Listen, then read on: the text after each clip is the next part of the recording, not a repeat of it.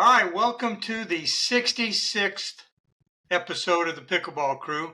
Tonight we're going to talk about a subject I think we all can relate to, and that's why you're not improving at pickleball and maybe how to fix it a little bit. So I'm going to start us off, and the first little line they put on here is you're sticking to safe strategies that don't work at higher levels. Now, I know I started off like that, and there's a place that I play where you see a lot of people standing back at the baseline or hitting lobs all the time. Yeah, for me, Bud, and I'm guilty of this, and I've had to try to change this. For me, when I hear that statement, I always wanted to be a consistent player and keep a lot of balls in play. But if that is your total mindset, you're going to get beat. You're going to get beat by more aggressive players because you will more often than not be on the defense. So for me, I've had to work on trying to find that balance of risk reward. You can't go all out and just go trying to rip the ball and counterattack everything, but you also can't sit back and be that defensive resetter. Good offense is going to beat that good defense, a majority of the time. That's what that says to me, though. I don't know about the rest of y'all.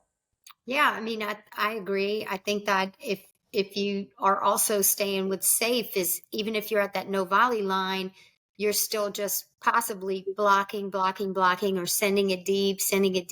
And this is where being a little more aggressive, definitely being on the offense and looking for the put away makes all the difference. You have to change your mindset when you're up there and start looking for those opportunities. It doesn't mean that you go after anything and everything, but you're watchful. Again, you want to work on your footwork. Make sure you're behind the ball, that you're not just reaching, and spend some time focusing on ball placement. If it's a practice match that you kind of know, we see this a lot. Two people staying back at the baseline. Kevin Fair would get us like crazy on this, just dropping the ball right over the net. So there's so many little things that people can do to you with ball placement when they work at it. And you either have to learn how to not send the ball so that they can do that, or you absolutely have to practice how to defend in a situation like that.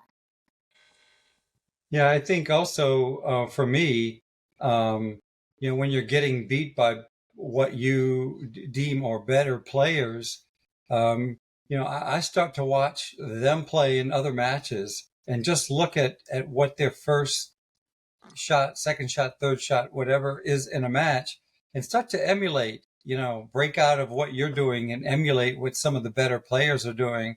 Because if you just like this topic said, if you just stay in that same routine, you're not going to advance at all. So, from watching pro matches on TV and watching better players in the local area or at tournaments that I go to, you start to understand what it really takes to get better and to win by watching some of the better players play.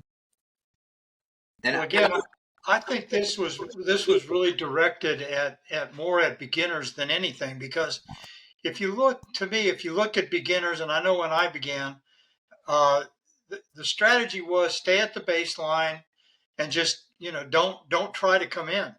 Just try to play the game from the baseline with either drives or lobs. And that was really, when you look at beginners, that's mostly what the game is. They really don't, that person at the no volley zone when the ball is served usually doesn't do anything. They're avoided. So to me, getting away from that lob or baseline strategy is where you start to advance as a player. Mm-hmm. Yeah, you can get stagnant at any level, really. Yeah, I think you can get stagnated at any level. It's just different at a level. Like Vicky just said, you're doing something that's better than a beginner, but it's not good enough for you to move up to the next level. So I think you can apply this to almost any level. I agree, Ken, and I don't think it's just a beginner thing. Colin Johns, if you watch Pro Pickleball, the word on Colin Johns right now is that if he doesn't get more offensive and change his game a little bit, that him and Ben are going to fall behind. Yeah. So if you really know what you're watching, the last tournament they played in, he did get more offensive because those guys are smart. So he realized, because he's a resetter, he is a table setter. But now the game has changed at that level, and you got to be attacking at the right times over there. Now, like Vicky said a while ago, do you need to go crazy up there? No, but he is picking his spots a little bit more. So to wrap up this point, and then we can move on to the next one. If you're one of those players that you feel like your game has gotten stagnant, that might be one of the things you want to look at. Start taking a few more chances, but it's almost an artistic dance. If you go too much on the risky side of things, then you're an unforced error looking for a place to happen. But if you can find that risk reward situation, that balance there, and pay attention to how much success you're having with it, I think it might be able to, push you on to that next plateau that you're trying to get to. Those are all good points. Good points. We'll be right back. Hello, and welcome to this week's episode of The Pickleball Crew. We are a group of pickleball fanatics based in Southeast Louisiana and are passionate about all things pickleball everywhere. Our focus is to inform, acknowledge those who help build the game regionally, and promote tournaments in our area. We do our best to present this with a love of the sport, a sense of humor, and a lot of fun. So join Vicky Wynn, Ken Wynn, Jeff Fuchsia, and me, Bud Klein, in our latest episode. We are glad you are along for the ride.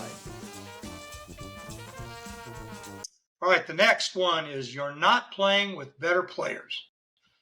And I really agree with this one. Oh, this is a good one, Bud. You talk about opening up a can of worms.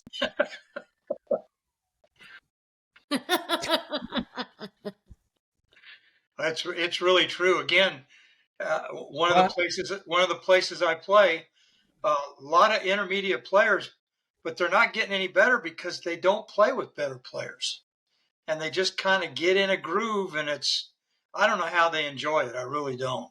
And I think we were fortunate enough to start playing at a place that was totally inclusive and allowed people of all levels to play with people of all levels.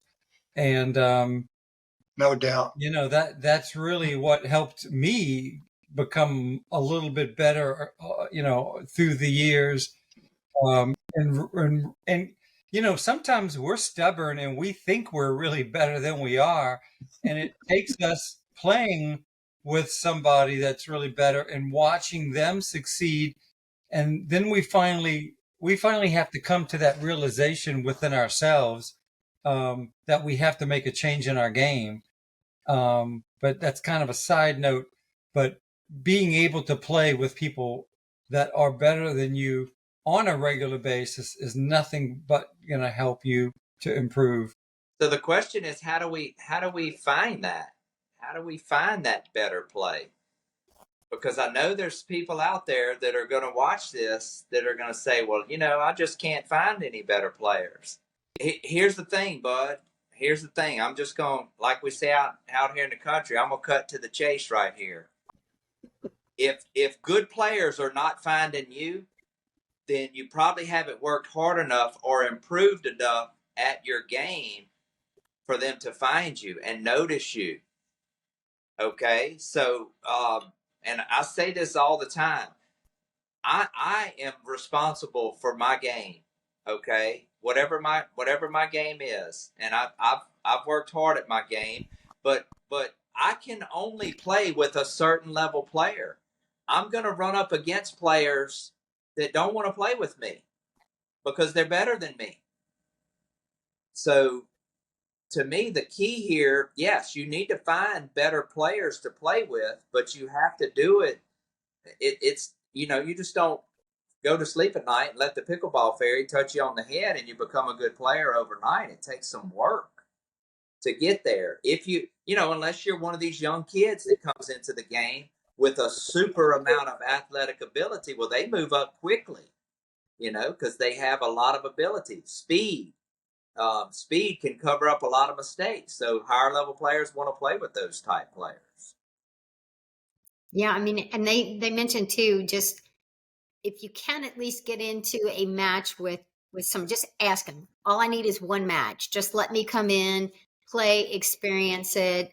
I'll only hold you to one game, but then afterwards, make sure to pick their brains and find out what is it that I could have done that would have made it better. What did I do well with? What do I need to work on to mix in even more with you guys? And like you said, Jeff, put the work in and do it. Yeah. You need to be adaptable and be willing to change your game first and foremost. And sometimes I think there's a little fear with that too, that, oh gosh, if I move up, I'm just going to get killed. If I even try it, I'm not going to be able to do it. If you want your game to improve, you need to do it, and you need to be honest with yourself and go back and work on those things that you need to improve in order to play with them more often. I think sometimes you just got to get pushy. Personally, I mean, I Jeff, when you come around, I always tell you, let me have at least one game. Right. Kevin Fayard. I know Kevin likes to play at a higher level, but I asked Kevin, just save me one game. Mm-hmm. And that's, if I can get that and get that high level of competition, then I feel like my game is improved, especially if I can play, keep up. Yeah. Well, and Vicky, what you said a while ago, talking about people being scared, I get it. You get in a game where you feel like you're outclassed a little bit. It is a little unnerving, but you got to get in there, because that what's going to happen is, if you don't do well, it's going to show you where you need to improve. What do you need to do? Or the three players that you got in there with, are they patient? And then the ball comes to you, and on the third time it comes to you, you're trying to force the action, where the rest of them are being patient. Are you in the right spot? They're all getting in the right spot, and you're out of position sometimes. So it'll if you take it with a grain of salt and really look into what's happening there, it'll show you your areas that you need to improve. That's what most of us are after. You just got to figure out how to figure that out. Yeah, I think an extension of that you're not playing with better players, and Vicky, we've all mentioned it, is you really have to be. Here's the other thing: you have to be receptive to feedback. As a part of it, because there's some people who want to play with better players, but they don't think that they're doing anything wrong. So you've got to play with better players and be open to a little bit of criticism from them as well. Absolutely. And Ken, here's a devil's advocate type thing for those out there. The better players that you're playing with, are they playing the game the right way? Because you might get in with a group of bangers that are beating you, and then you work on getting there with them, and sure, you get better, but y'all all just banging the ball around. That's kind of counterproductive too. So people out there need to be aware of that. Mm-hmm. I want to seek people out that I know the game. Seek out some coaches. We used to not have any. When we started, we didn't really have any coaches. Right. We had some people that had played for a while, but as far as breaking the game down and playing it the right way, now we got quite a few coaches out there. If you'll just seek some of those people out and try to see what they have to say, they can help you, teach you the game and how to play it the right way. Absolutely. I mean, and we never stop learning as coaches. I think you'd all agree. we never stop learning ourselves, and the game has advanced so much over the last year. There's been so many changes, so many new shots introduced. We even did a podcast on just all new shots. And, I just think that we have to keep our eyes and ears open, and be very, very watchful of all the changes going on. And we're able to share that with whoever, wants the information. We're happy to do that. So definitely reach out to a coach. I agree with that, Jeff. All right. The next one is your footwork needs attention. I can't tell you how many people I've played with where it looks like they're wearing concrete boots. They get in one position and they never move. And I think you got to learn to move on the court. Yeah. Very important. Otherwise, you're going to find yourself doing a whole lot of reaching. And when you're doing all that reaching, you're not in control of where you're trying to put the ball. And you're lucky if you don't get passed up every time too. So. Bud, this is a real good one. I thought that last one was good. This one's real good. If you notice with people that you play with on the court, they're always talking about how they missed a shot. What did I do? Where was my paddle at? What was this? What was that? Concerning how they hit the ball. The root cause of it, a lot of times, is poor footwork. We've been down this road where we talked about hurry up and slow down. And it's like, what the hell is that? Well, good footwork gets you into position. And then once you get there, you slow down to execute your shot. And a lot of times we're lazy on the court, or, people will work to get to the dink line, to the non-volley zone line. And then once they get there, like you said, they're there, they lock in. Well, be an athlete. Be that. I always tell people, be the best athlete you can be. When you get up to that line, don't lock in. You're still moving around. If you watch pro pickleball or high-level players, they are on that line and off that line, on that line and off that line, back and forth, moving side to side. They ain't nothing locked in about what they're doing. Once they get there, they're still moving around. On that same note of footwork, I think one of the biggest things that I see, and it happened today in rec play, was people running through their shots, and that's because that's not having the correct footwork, because they're actually still moving and trying to hit a ball. And the ball is not always right where your paddle is. So you've really got to almost, anticipate, split step, stop, and then you're back in an athletic stance, and you're ready for whatever shot's going to come at you. So that's something I've really been working on lately. Is if I'm back at the baseline and I want to get to the null volley zone, I'll usually hit a shot and get about halfway into the transition zone, and then I stop and wait for the shot to come back at me, rather than try to run through it. You couldn't get all the way in before they were hitting it. Right. Yeah, exactly. Yeah, because Ken, you're right. Most of the time on the pickleball court, we want to get there, stop, and then execute our shot. But there is some merit to running through your return. Get back, run through your return with that momentum. A lot of Johnson Cola has a whole video on that, where your momentum's going forward and you're actually running through that shot. But that's one of the few shots that I can think of where you would really want to be running through your shot. Well, I think there's a difference between running to a shot and you're running to a spot on the court and the shot is hit away from you. Yeah. And you're having to run. So there's a little difference there, at least in the way I see it. If you're back in athletic stance and the ball comes, 2-3 steps away from you, you have to move to the ball. You can't absolutely. be in your athletic position. And that's a little bit different than running to get to that no volley zone and the ball is also being hit, just out of reach or just in reach, and now you're running and trying to lean over and hit a backhand. So Yeah. I think also people, when they're at the no volley zone, a lot of newer players don't want to move side to side.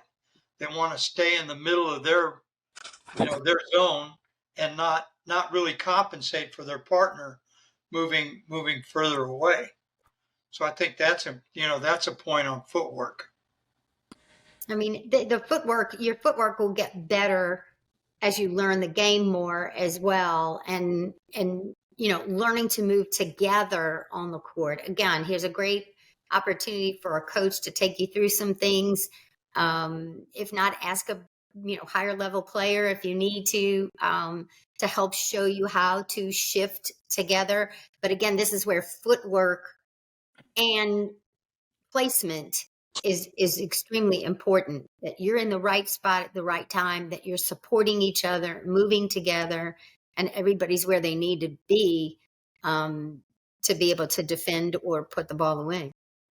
Well, and that's a good point. That's another reason why you need to be kind of light on your feet and ready to move, because, as the ball goes and we've talked about this in a previous podcast, where the ball lands on the other side, you need to shade your partner. Your partner needs to shade you as you're covering down the line, or you're covering the tee and they're covering down the line.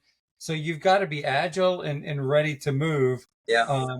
That in one point, you could be moving, a dozen times back and forth trying to get into the right position. So Yeah. Oh, we should move. Oh, Well, and that's a footwork thing, Ken. Not even talking about getting somewhere to execute your shot. That's just getting where you need to get in case the ball comes to you. Like you're saying, shade back and forth. Watching the line. When the ball's hit down your line, as you come forward, you better be shading towards your line, because there's nobody to help you down that line. If you cover that line, at least your partner can cover in the middle for you and give you help there if the ball goes out of your reach there. But there ain't a third person on the court to watch that line when the ball's on your side of the court. Right. That's right. And knowing and understanding how to not leave a gap straight down the middle of the court either is another big thing that people miss in those early stages of learning the game. Yep. All right. The next one, choosing high risk shots. This is probably directed directly at me. That's my biggest. That's my biggest area of improvement that I've been working on, is not trying high risk shots. Stay in the point. I really like the advice that Bernard gave about playing defense until you've got a sure winner that you can hit. And that's something I've been working on, but I still do it. I mean, I did it probably a half a dozen times today. I tried shots that I had no business trying.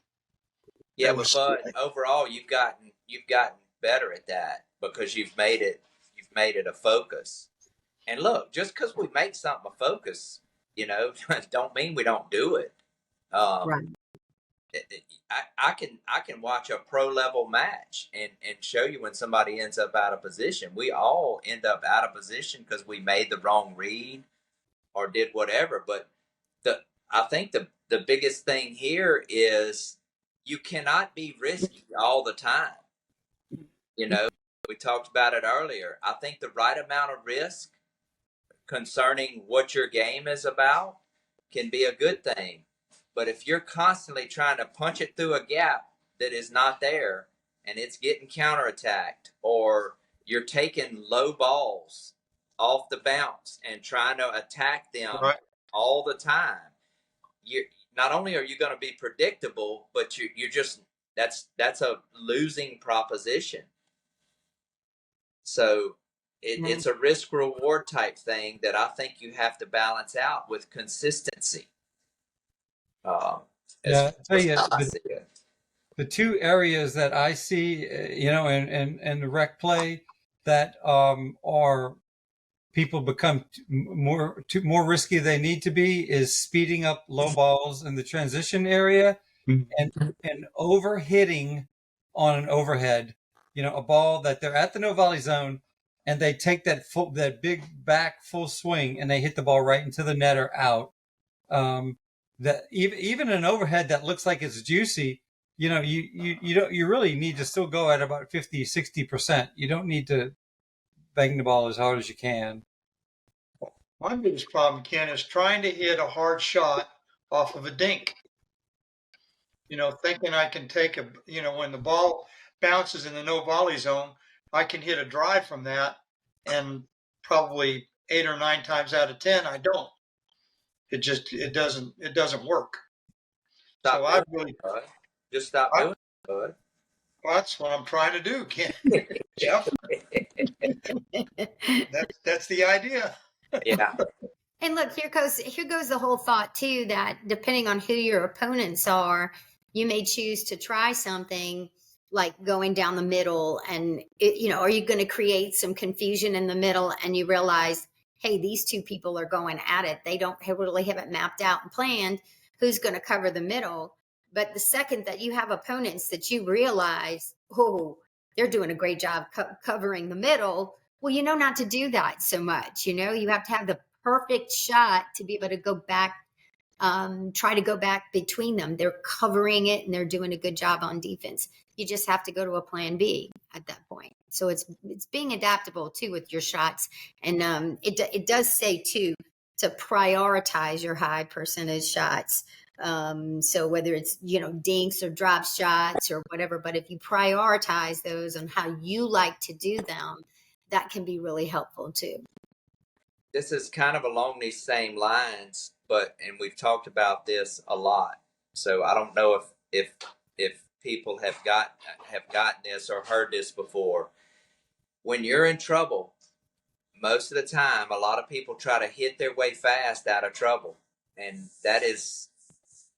it seems like a great idea until you do it 20 times, and 15 of those times you're running, you're in trouble, you hit it fast, there's a big gap between you and your partner. The best thing that you can do when you get in trouble is to try to put that ball back soft somewhere, to try to let you and your partner get back on level footing, back in good position to continue the point. Still going to lose some of those points, but for me, I've just seen it. I've seen so many high level players. You stress them, okay, and they're not going to hit that panic shot most of the time. They're going to try to put it somewhere back soft to continue the point. So that's something to as far as being risky, that's a risky shot. Me running off the court, trying to, rip a ball back at somebody. Now, if you hit an ATP, that's totally different. I'm not talking about that. But I'm just talking about in general, you're out of position and trying to hit your way out of it. All right, next, you're practicing the wrong shots. I don't know if this one as much as I would have said you're not practicing shots enough. Mm-hmm. Yeah. I think that's really the way that should read. Again, I've said this on many of our podcasts. Drilling has improved my game exponentially. If it weren't for that, I'd probably still be a backcourt banger and couldn't play at the no volley zone to save my life. That has helped me more than anything, and I firmly believe if you want to get better, you need to practice, practice, practice. Amen. You know me, I'm all about drilling. So I do think that you end up being able to hone in on those skills. They get better and better and better over time. I think a lot of people don't have the time to put in, with it, or either they don't have the patience sometimes to do it. I know quite a number of people that would truly benefit from doing it, and they just don't like it. They don't want to do it. They just want to get out and play and have fun, and that's fine. That's what they like and what they want to do. That's great. But again, like it says, you're just reinforcing the same shots over and over, and you're not learning how to improve those skills. And that's the one thing that drilling can do. And I do believe that if you can get to the point where you're drilling in such a way that it is easy for you to then transition what you're doing into a match, which you almost have to do immediately after drilling. The more you do that, the more that you're practicing putting that to work in a match, and it's going to do nothing but help you. I'm thrilled to watch everybody's games get better and better and better by drilling. And Vicky, you know as well as I do, there's something there could be something that we're trying to fix, and we're drilling on it, and it still take you 3 months Mm-hmm. to get fixed. Absolutely, You know, not longer. I mean, I've fixed a lot of things in my game. There's a lot of things that I've been trying to fix that I'm still working on trying to fix. Mm-hmm. Oh, me too. I'm still working on drop shots.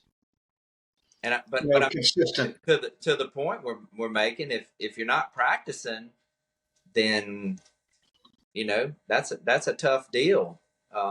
You can't talk to a lot of people.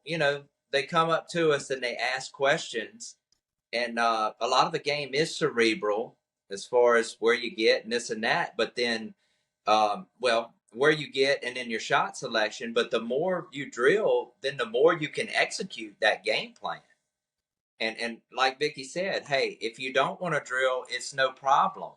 If you're having fun not drilling, by all means, go for it. But don't expect things to get much better if you're not drilling. We know you can get better slowly by playing, but you can put it on steroids if you'll add drilling to it. Why does it always come back to drilling, Vicky? I don't know. It's not my fault. There must be something to that. Well, what drilling all day long. I mean, what drilling really does is it really works on that muscle memory, because you're able to hit that same stroke over and over again and really focus on the mechanics of that stroke until to a point that, it becomes more natural. Because when you're in a dink rally or a valley rally, something, you don't have time to think about, is my paddle placement correct? Am I bending my knee? That you have to have that get to the point where that just becomes part of how your mechanics and how you approach the shot without thinking. That muscle memory, Ken, that's a really good point. I know for me, my backhand dink is there because of drilling. If it weren't for drilling, I would not be able to hit that shot. And now I don't even think about it anymore. It's just there. I can backhand dink all day long. Mm-hmm. Yeah, and when we first started with Vicky, a lot of us couldn't hardly keep the ball going in a just half speed dink battle. Yeah, true. In a drill situation, and now those folks, at least in the drill situation, a lot of the folks in Vicky's drills out there, they can keep a ball going pretty good for a while. Mm-hmm. Of course, there's added stress when you get into the game. People always say, man, I worked on my dinking for 20 minutes and I got in a game and I missed it. Well, it's easier to stand there in a rhythm type situation and just dink back and forth. But then you put the serve, the return, the drop shot, moving up to the net, all that other stuff in there. And that's where it gets a little more complicated. But once again, the more you've drilled it, the better it is. Some of the best players that we play with, if you watch their dinks, it looks like a robot. They're like hitting the ball the same way, forehand and backhand, getting their body in the same consistent way. That's come from practice. Mm-hmm. From practice, or you got a heck of a lot of talent. True. Yeah, and for those who think, drilling is boring, games are fun, I mean, there's game-like situations that you can add to drilling to make them competitive or fun. Yeah. And it could be from simple as counting how many dinks you can do in a row to actually playing out from the no volley zone a dink battle. So there's a lot of games that you can, and that makes it a little more enjoyable. Definitely. How much we All got? right, that brings us into the next topic. Mental toughness is holding you back. The only thing that really hit me here is sometimes I know I allow a bad shot to stay with me too long. I can't just make a bad shot and turn around and leave it there. Sometimes I carry it with me into the next 2 or 3 shots, and I know that's something I need to work with. And to me, that's mental toughness. I'm not mentally tough at that point. Well, and it's a fine line between what they're saying is toughness and also being positive, with yourself. Sometimes it's a matter of letting it go and then staying positive. And that's the tough situation. You're in a tough situation sometimes. So to remain calm, collected, and positive and throw all of those things together can be tough, but it is something that you need to learn how to do. Yeah. And your partner can help you too. Yeah. But we're each, ultimately, Vic, we're each responsible for our own deal.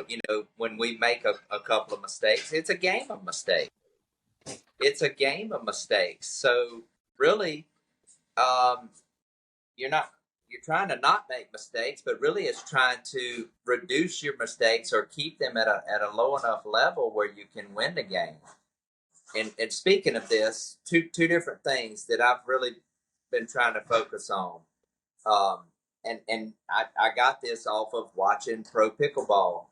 If you will watch Anna Bright, after a play doesn't go her way, or if she makes a bad shot, she will go back and she will touch the back fence, back wall, whatever. That is her mental reset.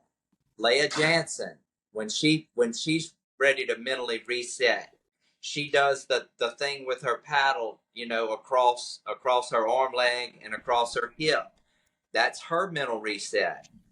So, Bud, for you and for other players out there, find what your mental reset is to push that reset button. Hey, when a circuit overheats, it trips a breaker, and you got to reset that breaker. We're no different than we're out on the court and we make a mistake and we go on tilt. You got to reset. So find what your reset is. The other thing that I've been telling myself, and I got this off of watching Pro Pickleball also, is to move forward. Like you said, Vicky, put it behind you. But I'm looking at the next point as an opportunity. Not, oh my gosh, I just messed up. Don't mess up again. I'm resetting. I'm looking forward to that next point as an opportunity to make a play. And I think if you, like you said, if it's a positive approach you have, I think you will stop yourself from making one mistake turning into two turning into three into 4, God forbid. That's right. You really don't have time for it. Sometimes when I make a mistake, I hold my paddle up like it's a mirror, and I look at it like Stuart Smalley says. I say, you're smart enough, you're prepared enough, and by golly, you can do this. And then I move on. Yeah. That's great. I love it. That It works. Yeah, it works. It does. And Vicky, I like what you just said. You just said it. You don't have time. Mm-mm. You don't have time. No, that ball's coming back at you. in the level that we're playing, I'm please, people, don't think that I'm saying that we are just the highest level of players. But even in the level we're playing, we got the stat going on. We got trying to figure out where we're supposed to be on the court concerning the stat. You don't have time to mull around and feel sorry for yourself. You got to get you and your partner in the right spot. Hey, let's go in the right mind frame, and off you go again. You sit there wallowing around because you missed an overhead. We don't have time. I tell people, it's like we're in a battle. Okay, what if we were getting shot at out there, and I missed somebody? I missed an easy shot, And then I'm like, oh my gosh. And I'm over there worried about that. And then somebody shoots me in the arm because I'm sitting there wallering around about it. Let's go, people. And you know, one thing that I started to do more, and I did it with my partner today after a bad shot, clicking paddles. Come on, let's go. That's kind of a way of saying it's done. It's behind us. Yep. You know, we're ready for the next point. Because if you kind of stand like you guys have said and wallow, and you're like, you know, you get into some frustration. That doesn't help anything. It doesn't help your partner, and you're really not ready for the next point to begin. Good points. Good points. Yeah. And like last week we said too, that's body language that you send to your opponents who now think they have an upper hand on you. Yep. Mm-hmm. Yep. For sure. All right. The last point, and I like this one. You're not getting feedback. I think that is so important. I know I really appreciate it, and I don't ask enough, but I really appreciate it after I play with someone if they point out things I could have improved on. And you know, Lori did that with me today. I played with her, and during the match, she made some points, and after we played, she gave me some other points that she thought I could use to improve. And she was absolutely right. You know, so, and I think, Jeff, I know you do it, and I don't do it enough. Videotape your games. Mm-hmm. There's no better way to analyze your strengths and your weaknesses than watching yourself play. Mm-hmm. Yeah. This is a good one, Bud. You got to find your people. You got to find your people that you trust, okay, that can tell you. And you got to find people also that are not just going to pat you on the back, you know, tap you on the butt. Oh, you're doing so good. You're doing so good. You know, you got to find people that can be honest with you. That's the people that I could name a few of them. I'm not going to name them, but I could name a few people. And y'all are some of those people. I've told y'all, and y'all have told me stuff before that has really helped my game. Sometimes it's not easy to hear. Mm-hmm. But you got to find people that can be honest with you, and then you got to take that information and try to process it and see how you can make it better. Well, and I think, as we said earlier, there's a second variation to this, is that you're maybe not accepting feedback. Yeah. You know, it's one thing that you just don't get it, you don't ask for it, or people don't tell it, but it could be you're getting it, but you're not believing it. You know, you're not willing to take what they say and put it into some practice. I know one or two of those people. Have an open mind about the feedback is the other part of this. Yeah. There's no doubt. Yeah, I mean, and then it also brings up too that you, again, Jeff, you brought up earlier, is approach coaches, because if this is something that you don't like getting feedback from, you know, your partners during rec play, or you find it really hard to accept, find a coach that you can trust and work with them, and they'll be more than happy to give you, you know, all the tips you need, and do it one-on-one, and you won't have any worries. It's something then that you can carry with you the next time you go out for rec play. Right now, the pro game, virtually every match, they have coaches on the sideline. Oh, yeah. And it's mainly because it is difficult. I can sit on the sideline all day long and break stuff down and see a lot of stuff. But when you're in the midst of it and you're doing it yourself, it's kind of hard to see some trends and stuff. Now, some of the better players that are good at making adjustments, they do that well on the court. But another set of eyes watching you play, even in a rec play situation, you know, grab somebody you trust and say, hey, if you're not doing anything, watch this game. I want you to tell me, you know, anything that you see, and be receptive of it. You're absolutely right. We all know players that their game is hung up right now because they're not receptive to things. That can really open up some doors for you if you'll just kind of be that sponge we talk about and at least try some of it. Not saying Right. it would always work, but be open-minded about it. Right. And if you think about any pro player, well, you think about any child growing up, you think about any high school player, you think about college level ball, whether it's tennis, football, anything. There are coaches, there are people that are there watching, that are available to help you. And it's a natural. There's no reason, to feel bad about it or let it hurt your pride in any sort of way. It's just natural. And now we're starting to look at some of our younger players in the area who are hiring coaches because they want to go pro, and knowing that you want to go, you don't just practice, you need somebody to work with you and help you advance your game when you want to take it to that level. Yeah, and it might be Vic. It might be a beginner type coach that gets you. Say if you're trying to go to 10, they get you from 0 to 3, Mm-hmm. and you kind of tap out with that coach. But they're important in that journey. Then seek that next level coach, that can take you to the next level. It's there's so many things and different ways to get this done if you will remain open minded. Correct. And just kind of, we say it all the time. You got to be honest with yourself. Mm-hmm. You got to take a hard look at your game. And the people that can do that are the ones that are constantly getting better, because they're constantly looking to tweak things and make it better and better. I just thought of a really good case in point. Weekend after last, Vicky and Rhonda played in a tournament that they won.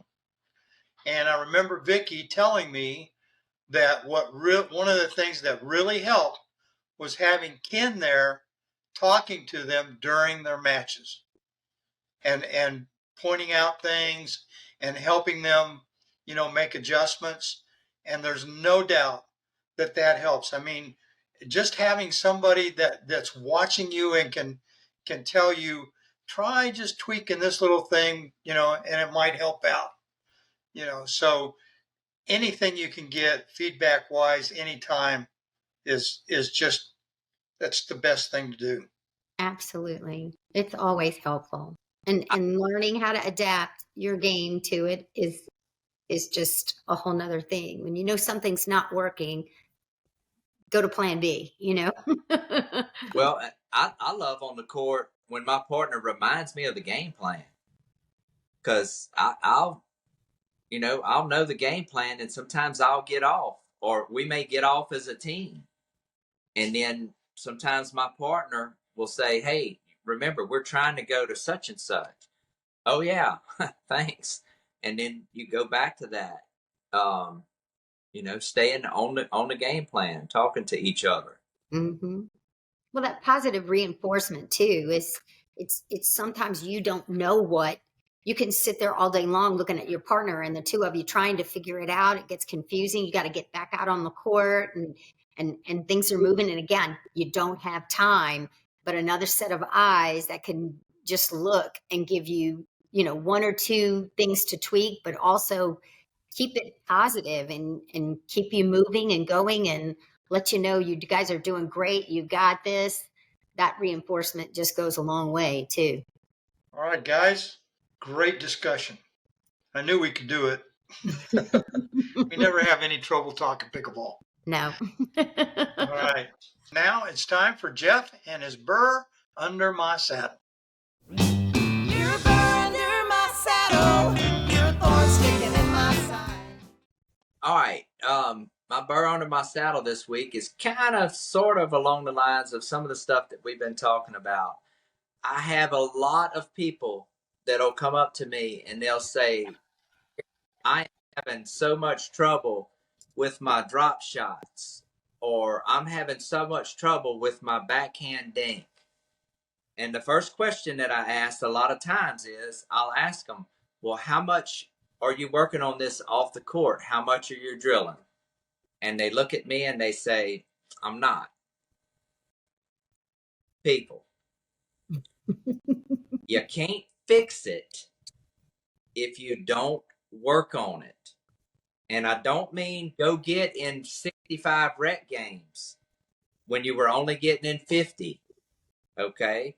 You can slowly fix that or try to fix that, but you're never going to fully address the problem until you break yourself down. And if you whatever it is, put yourself in a drilling situation, hit 10,000 of those shots, then come back and talk to me. And guess what? We're not even going to talk about how your backhand dink is not very good anymore because you've addressed the problem. So stop doing that, people. You know the answer to that question before you even asked it. Get out there, figure out what you're not doing well, and try to find time to work on it. The other thing that people tell me is, well, I can't find anybody to drill. And I always tell them jokingly, do you know a wall? Do you know a wall somewhere? Do you know a sheet of plywood, a 4x8 sheet of plywood? Do you know a piece of plasterboard that you can hit against? They never miss. And that is your drilling session, and you'd be amazed at how much better you can get on that. So before I go Howard Ward on this Burr Under My Saddle and it turns into a 30-minute session, Bud, that is this week's Burr Under My Saddle. All right, Jeff, thanks for that Burr Under My Saddle. It's time for Ken and his tournament previews. Hot off the press, it's time for Ken's tournament previews. All right, thanks, Bud. Let's talk tournaments. October 11th, 12th. This is the Crewe Collision MLP event at Category 5 in Mendeville, Louisiana. Go to www.swishtournaments.com. We'll put the URL at the bottom of the screen. The same weekend, October 11th through 14th, is the Ward 19 Battle of the Paddle in Ball, Louisiana. Ball is a suburb of Alexandria. It's centrally located in the state, and it's easily accessed from almost anywhere in Louisiana, Mississippi, and eastern Texas. Go to pickleballbrackets.com to register. It should be a fun event. October 18th through 20th is the LPC Open 2024. That's the Lafayette Pickleball Club in Lafayette, Louisiana. Go to pickleballbrackets.com to register. Registration closes October 14th. This is a prize money tournament. Interesting enough, it's gender doubles, mixed doubles, and co-ed singles. It's the first time I've heard of that in a tournament locally in this area. October 19th, 20th is the Mississippi State Championships at Pops Ferry Park in Biloxi, Mississippi. Go to pickleballbrackets.com to register. Registration will close for this one on October 13th. November 2nd is the Jones Pickleball Classic at the Jones Tennis Courts at Ellsville, Mississippi. Go to pickleballbrackets.com to register. It's $50 a person, and registration will close October 27th. The same weekend, November 2nd, is the Patriot Pickleball Tournament at Coquille Rec Park. We'll put a flyer up. That's in Covington, Louisiana. Note that this is a 3-0 and 3-5 level only. It's both gender doubles and mixed doubles. The same weekend, November 2nd, Pickle for Parkinson's, Baton Rouge, Louisiana. This is at the Legacy at Bon Esperance. We're going to put the URL at the bottom of the screen. It's www.themissionformovement.org. It's $50 for our first event, $10 for your second event. They have 12 permanent courts here. It's painted over tennis courts with nets, and it should be it's a beautiful complex. It should be a fun event. Also, November 2nd, this is the Stacks Cup MLP at Stacks Pickleball in Baton Rouge, Louisiana. Go to pickleballbrackets.com to register. Registration closes October 29th. This should be a lot of fun. If you like MLPs, this is one to sign up for. November 15th through 17th is the World Pickleball Tour Breck, Greenwood in Baker, Louisiana. Go to pickleballbrackets.com. Registration for this one will close November 10th. November 16th, 17th, Swinging for the Stars at Pops Ferry Park in Biloxi, Mississippi. Go to pickleballbrackets.com to register. Registration will close November 1st for this one, Swinging for the Stars. And finally, November 16th, the paddle battle at the New Orleans Hilton, downtown New Orleans. Go to pickleballbrackets.com to register. Registration closes November 13th. This is gender doubles, mixed doubles, and singles. And that's it for tournament preview, Bud. Back to you. All right, Ken, thanks for those previews. Everybody, lots of tournaments out there. Get out there and play in some. You're going to have a good time. And now, nobody has anything else. It's time to say goodnight. Good night, everybody. Good night. Hey, from the Pickleball crew, thanks for watching, and we'll see you all next week.